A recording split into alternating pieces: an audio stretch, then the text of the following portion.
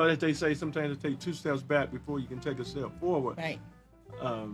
But in that process, you know why you're taking steps backwards. So Sometimes, yeah. So I mean, if you know why you're taking steps backwards, then You're still making progress, though. Right. There Because you you go. actually know that, okay, this is an area I need to work on. So I'm not ready for that thing that I really want yet because I have to back up and learn this other thing. But I'm still making progress because I'm growing. Even if it feels like I am taking the long way around. and that's kind of what I was getting to is that sometimes you do have to take steps back, Yeah. but that's still that, like I said, as long as you know what you're doing, it's still progress. Mm-hmm. It may not be at the pace that you want it to be at, but you understand I'm gonna take these steps back because I know in taking them back I can reassess, readjust, and Right. then it's gonna propel me to move forward. I can take a giant step forward once I take those steps backwards and do what I need to do in reverse. How did you come to write about healing in such a poetic way? I mean, every page I read, it was enticing. But in the theme of the poems, I know there's a theme of healing in that, in men and women and in children and individuals. When you're talking about self-esteem and self-worth, there's a healing that you're talking about. How did you bring that point to all of your poems? Not every single one, but a lot of your poems do have that healing theme. Can you share a little bit of that with us? Sure, Terrence. I just think that it flows naturally. I think that when we connect to our authentic selves, that we begin to flow out of the gifts that we have on the inside of us. And the thing to do is just to let the gifts free. And when you operate out of a spirit of wisdom and you just pen to paper and you just keep writing as the creative juices continue to flow, Okay. they want to come out. Let me ask you, man, can you just share with the public what 500 Years of American Deception is about? But before you do, tell us a little bit about you and who Frank Jordan is. Oh, absolutely. I would say maybe 25 to 30 years ago, probably the age of maybe 19, goes even further back than that. I started my course of world history, and being that it may, world history, it goes deeper than a lot of people think it is. Like I actually came to find out that one of the biggest overlooked Black world history books is the Bible, and it's not read or is not understood like a lot of people may think it is. And the deeper that I've actually went and studied and traveled, the more lies I found out, as far as like people were perpetrating. And that's what I wrote about in this particular book right here. I've been lecturing for almost 30 years.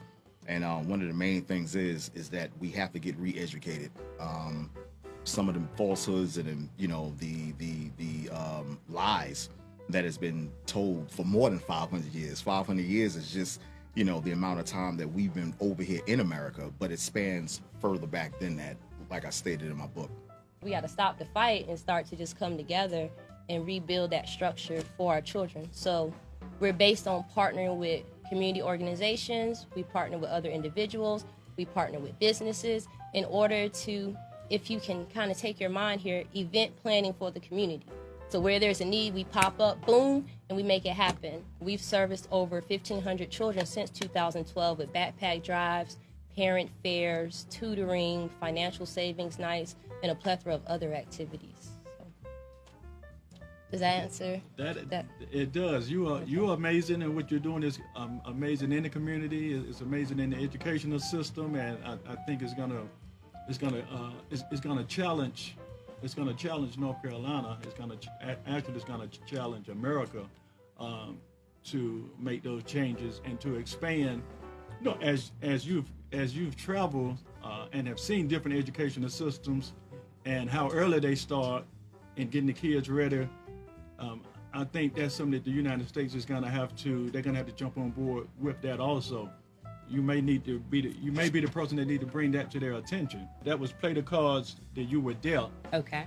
that book was intense. It was, but I thought it was great. And I want to know if you can start there to share a little bit about that book, and then the other books as well. If you just share a little bit of each book with us, and I'm gonna definitely ask you about those videos. Okay. Too. Play the Cards You Were Dealt is an autobiography, and it's basically just to encourage people to let you know, regardless of what cards that you have obtained throughout life, just take those life experiences and move forward. Things come to make you stronger. They don't come to make you down. So regardless of what you've done or what you've been through, use those experiences to get to your next level in life, because no one knows what the future holds. Dana, can you just give me a little bit more insight, and the audience a little bit more insight on the term careering, and the book that you also have written along with some of your associates about that very topic? Yeah, so careering is a book title, and we call it a practical and spiritual guide to how to find and maintain meaningful work in today's economy. And so the careering book is a collection of stories, a collection of how to get the job done in terms of managing a career in a world that has become so transient, a workplace that is so different than it was many, many years ago in terms of security, in terms of what you need to do to be successful, and also a world that where people are having to search for jobs every 4 or 5 years. I think your underlying message is for kids to read, but also read with understanding and get the underlying concepts and messages that we get in society on a daily basis, and it speaks to our self-worth, our self-esteem, and not feeling good enough sometimes. Absolutely. It goes, one of the focuses in all of my books is critical thinking. Literacy goes to, it's not only the ability to read and write, it is the ability to think critically. And this is what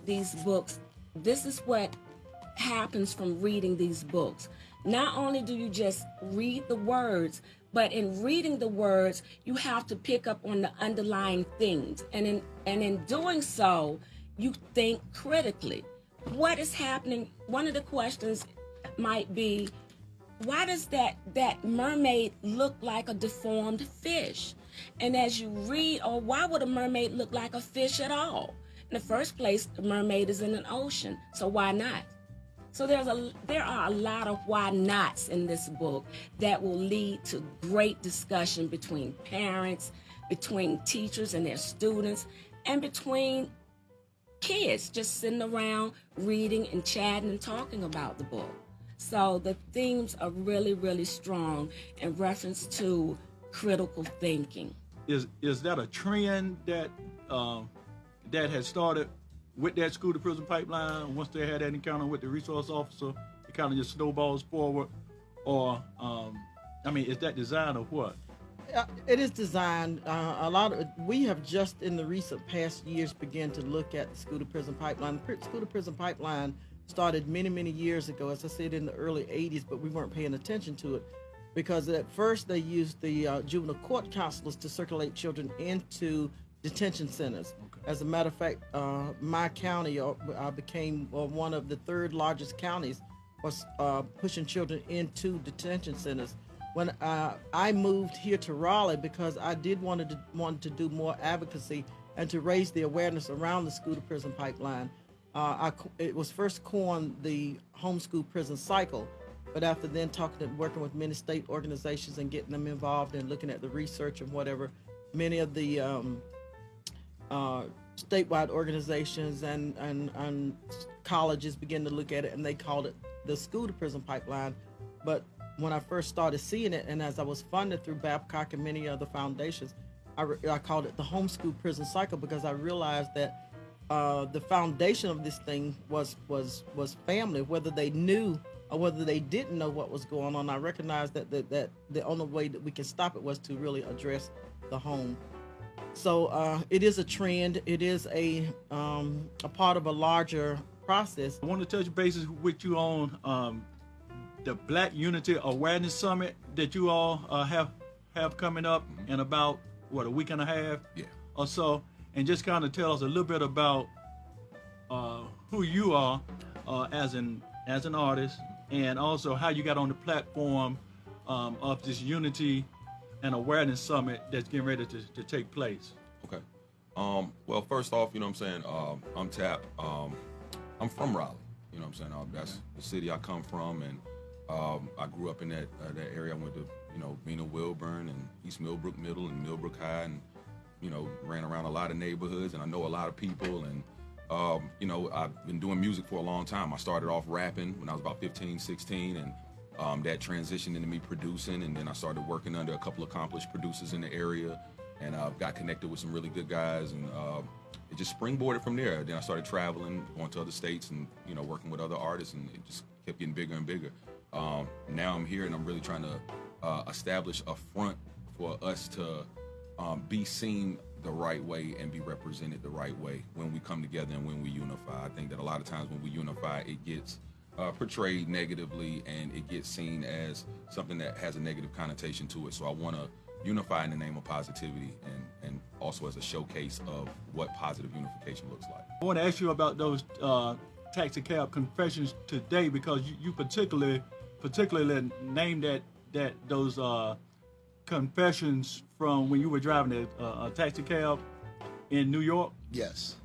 Can you share a little bit of that with us? Well, where that term came from, taxi cab confessions, was, like, if anybody know about the Catholic Church, like that's how I looked at it. Like when you go into the Catholic, you enter into a box and you talk to the priest and about your confessions. And so that's how the cab came about, because as I was driving, people had a lot of problems. So they would get in my cab and they would ask, I would just say good morning. That would be the opener. And as I say good morning to them, it would just open up everything else. And they would just confess some things in their personal life, which that alarmed me at first. I was like, wow, why are they telling me all that business? And I was like, whoa, there's got to be a reason why. And so as the time went on, I just realized, like, wow, this is just like a confession box, like a cab. Like, really, when they come in my cab, they talk to me, and I'm holding their information like, I can't put their information out there. And I felt kind of crazy, because I felt it was a responsibility not to put their information out to anybody else. So that's what that taxi cab confession was about. It was another book that I couldn't put down, and I'm not just saying that because you are here, but one of the reasons that you are here is because I did love that book so much, and I want you to share that book with everybody else as well. Can you just tell us a little bit about who you are and what inspired you to even write the book? Well, my name is Rosa Lee. I'm originally from Virginia.